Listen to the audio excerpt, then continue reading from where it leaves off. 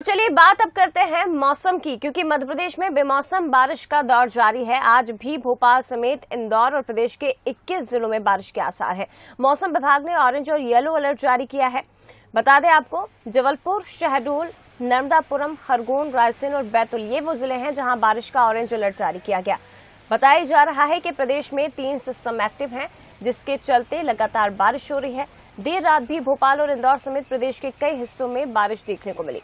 इधर रीवा में जमकर ओले गिरे हैं और 5 मई तक मौसम ऐसा ही रहने की संभावना है। 3 तस्वीरें आप देखिए, अमरपाटन, जावरा और नैनपुर की। यहाँ पर बेमौसम बारिश ने लोगों की परेशानियां बढ़ा दी। आप देख सकते हैं कि जनजीवन पूरी तरह से अमरपाटन में अस्त व्यस्त हो गया है, लोग परेशान हो रहे हैं। दूसरी तरफ जावरा की तस्वीर आप देखिए, जहां मंडियों में पड़ा अनाज अब भीगने लगा है। जहां एक तरफ किसानों की फसलें बर्बाद हो रही हैं, जनजीवन अस्त व्यस्त है, तो वहीं नैनपुर की तस्वीर आप देखिए, यहां पर भी बारिश से, इस बेमौसम बारिश से हाल बेहाल हो रहे हैं। तो ये बेमौसम बारिश सभी के लिए मुसीबतें खड़ी कर रही है। किसानों की परेशानियां बढ़ी हैं क्योंकि उनके खेतों में और मंडियों में जो फसल है वो पूरी तरह से इस बारिश की भेंट चढ़ गई। दूसरी तरफ आम जनजीवन अस्त व्यस्त हो रहा है, जाम के हालात भी निर्मित हो रहे हैं। वहीं नैनपुर में भी स्थिति बेहाल हो गई है।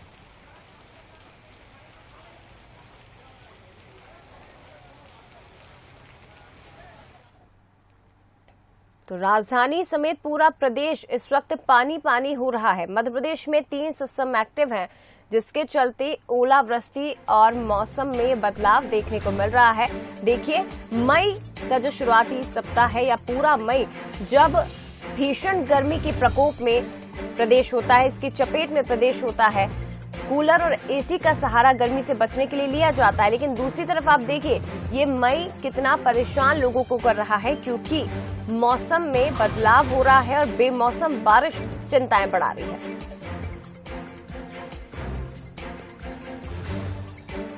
मध्य प्रदेश में बेमौसम बारिश का दौर जारी है। हालांकि फिलहाल लोगों को राहत नहीं मिलेगी, क्योंकि मौसम विभाग का यह कहना है कि मई का शुरुआती सप्ताह मौसम इसी तरह से बना रहेगा, बारिश इसी तरह से जारी रहेगी। आज सुबह से भी राजधानी भोपाल में बादल छाए हुए हैं। इसके साथ कल देर रात तक बारिश का सिलसिला जारी रहा। प्रदेश समेत मध्य प्रदेश के अगर अलग अलग हिस्सों की बात करें तो यहाँ पर ओलावृष्टि की भी खबरें सामने आ रही हैं, कई जगह ओले गिरे हैं। दूसरी तरफ ये जो बेमौसम बारिश है, जहां मई जून में भीषण गर्मी पड़नी चाहिए और जून की अगर बात करें तो जून के मिड में अमूमन मानसून दस्तक दे देता है, लेकिन इसका सीधा असर मानसून चक्र पर भी पड़ेगा। तो ये बारिश किसी के लिए भी फायदेमंद नहीं है, सभी की परेशानियां बढ़ा रही है। और अभी भी राहत की उम्मीद नहीं, क्योंकि मौसम विभाग की ओर से ऑरेंज और येलो अलर्ट बारिश का जारी किया गया है। मध्य प्रदेश समेत छत्तीसगढ़ में भी कुछ इसी तरह के हालात हैं और ये बताया जा रहा है कि मार्च अप्रैल में करीब देश भर की अगर हम बात करें तो 59% ऐसे हिस्से हैं जहां बारिश बहुत ज्यादा हुई। लेकिन तस्वीरें आप देखिए, पीथमपुर की तस्वीरें आप देखिए, ये तस्वीरें जो कि मुसीबतें बढ़ा रही हैं, ओलावृष्टि की तस्वीरें। प्रदेश के अलग अलग हिस्सों से इस तरह की तस्वीरें सामने आई। ऐसा लग रहा है कि आप कश्मीर की वादियों में हैं, क्योंकि सड़कें पूरी तरह से ओले से भरी हुई हैं। ओलावृष्टि यहां पर हो रही है और ये पीथमपुर की तस्वीर आप देख रहे हैं। मौसम वैज्ञानिक एच.एस. पांडे साहब हमारे साथ इस वक्त जुड़ गए हैं।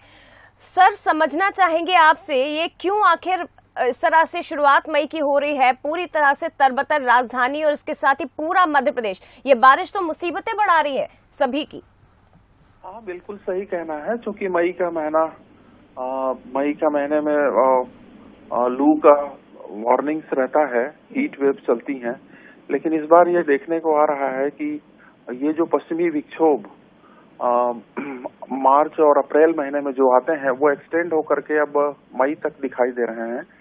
और ये पश्चिमी विक्षोभ पहले से काफी मजबूत हैं। साथ ही साथ एक जो द्रोणिका लाइन है जो लगातार मध्य भारत से दक्षिण भारत तक बना हुआ है, तो इसी के कारण उत्तर भारत से भी और दक्षिण भारत से भी पूरे प्रदेश में नमी की सप्लाई हो रही है। और दोपहर के बाद जैसे ही थोड़ी सी हीटिंग होती है, ये नमी बादलों का रूप लेते हैं और गरज चमक के बादल में कन्वर्ट होकर के बारिश की स्थिति पर। सर, आपको बीच में रोक रही हूँ, हमारे साथ न्यूज हेड शरद द्विवेदी जी भी इस वक्त फोन लाइन पर जुड़े हुए हैं। सर, आपको सवाल पूछना चाहें?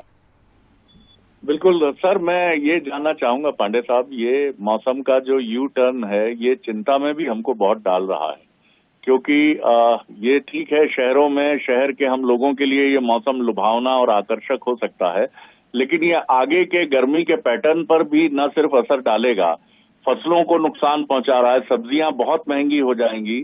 और उसी के साथ चिंता ये है सर कि हमने जैसा एक पारंपरिक अवधारणा ग्रामीण जनजीवन से सुनी है कि जब तक बहुत गर्मी नहीं पड़ेगी तब तक अच्छी बारिश नहीं होगी। जी बिल्कुल आपका कहना सही है और आपका जो कथन है वो बिल्कुल चिंताजनक है। ये पैटर्न हमारे यहाँ ऑलरेडी एक पैटर्न से वेदर चलता है, लेकिन फिलहाल ये पैटर्न बदला हुआ है। इसके पीछे जो मुख्य कारण है, जो जैसा कि हम सभी जानते हैं कि ग्लोबल वार्मिंग हो रहा है और अर्थ का जो टेम्परेचर है, धरती का जो तापमान है, साथ ही साथ समुद्री सतह का जो तापमान है वो धीरे धीरे पॉइंट्स में ही बढ़ रहा है, लेकिन वो बढ़ने की ओर है। और ये ग्लोबल वार्मिंग के वजह से जलवायु परिवर्तन की ओर हम जा रहे हैं। इसके पहले भी हम देखते थे कि यूरोपियन कंट्रीज में और दूसरे कंट्रीज में कि जब कभी भी वेदर फेनोमिना होता था तो वो एक्सट्रीम होता है, कहीं पे बर्फबारी तो एक्सट्रीम, कहीं पे बारिश तो एक्सट्रीम।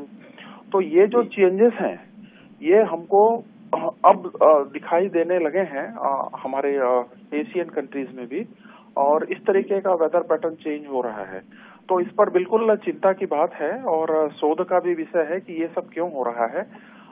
अमूमन ये पश्चिमी विक्षोभ आते हैं, लेकिन ये मार्च और अप्रैल होते होते, अप्रैल के फर्स्ट हाफ में ये वीक होकर के उत्तर भारत को छूते हुए निकल जाते हैं। लेकिन इस बार ये काफी स्ट्रांग है और ये लगभग राजस्थान के आसपास से गुजर रहे हैं और एक द्रोणिका लाइन लगातार बनी हुई है। तो हाँ, हीट वेव चलने की स्थिति होती है, वहां पर बारिश की एक्टिविटी हो रही है।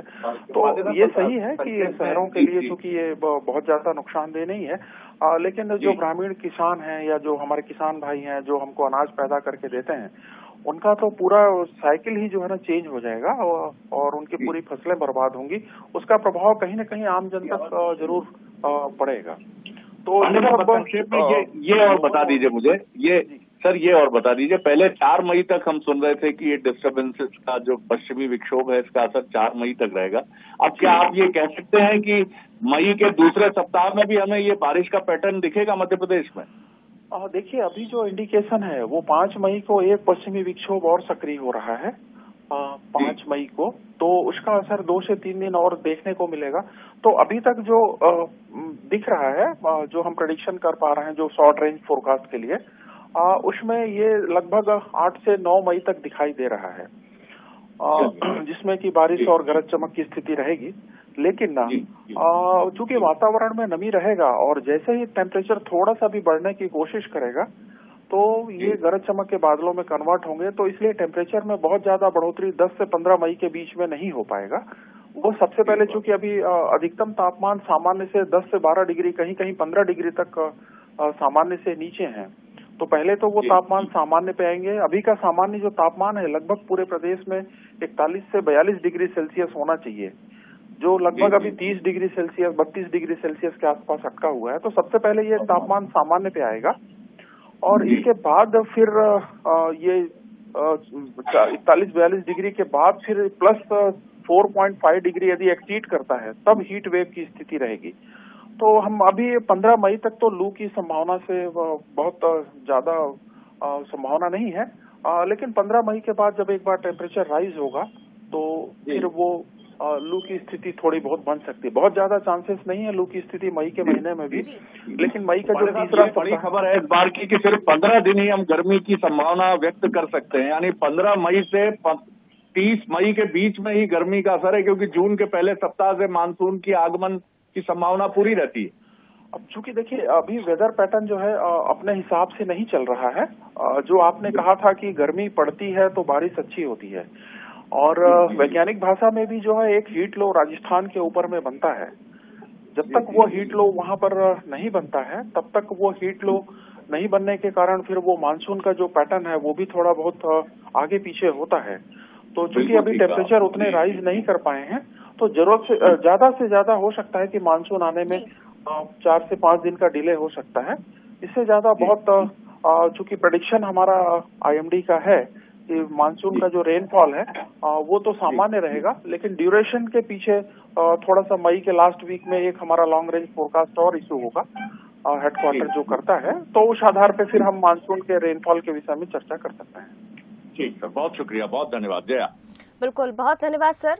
हमारे साथ मौसम वैज्ञानिक एच एस पांडे साहब जुड़े थे और शरद जी भी जुड़े थे। आपका भी बहुत धन्यवाद सर। तो देखिए, जो वजह बताई जा रही वो यही है कि लोकल सिस्टम एक्टिव और इसके साथ ही क्लाइमेट चेंज, ये सबसे बड़ी वजह है मौसम में हुए इस परिवर्तन की। लेकिन ये हम सभी के लिए मुसीबत और चिंता बढ़ाने वाला निश्चित तौर पर साबित हो रहा है।